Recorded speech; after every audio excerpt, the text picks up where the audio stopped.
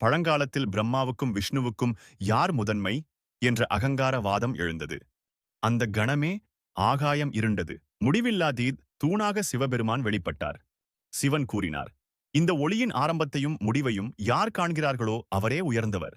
விஷ்ணு பன்றியாக வராக அவதாரம் பூமியின் ஆழத்திற்குச் சென்றார். பிரம்மா அன்னமாக வானத்தின் உச்சியை நோக்கி பறந்தார். எவ்வளவு தேடியும் தீயின் முடிவு காணவில்லை. அதன் தொடக்கம் அறிய முடியவில்லை. விஷ்ணு தன் தோல்வியை ஒப்புக்கொண்டார். பிரம்மா பொய் சொல்லி முடிவை கண்டேன் என்றார். அந்த பொய்க்கு சிவன் உக்கிரமடைந்தார். பிரம்மாவின் அகங்காரம் சிதைந்தது. பின்னர் சிவன் கூறினார், நான் ஒளியாகவே இந்த பூமியில் நிலைத்திருப்பேன். அந்த ஜோதி மலையாக உறைந்தது.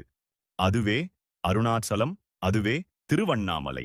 அதனால் சிவன் இங்கு அக்னி லிங்கமாக என்றும் அருள் புரிகிறார். கிரிவலம் செய்வோர் அகங்காரம் நீங்கி ஞானம் பெறுவார்கள். கார்த்திகை தீபம் நாளில் மலை உச்சியில் ஏற்றப்படும் தீ சிவன்தானே ஒளி என்பதற்கான சாட்சி.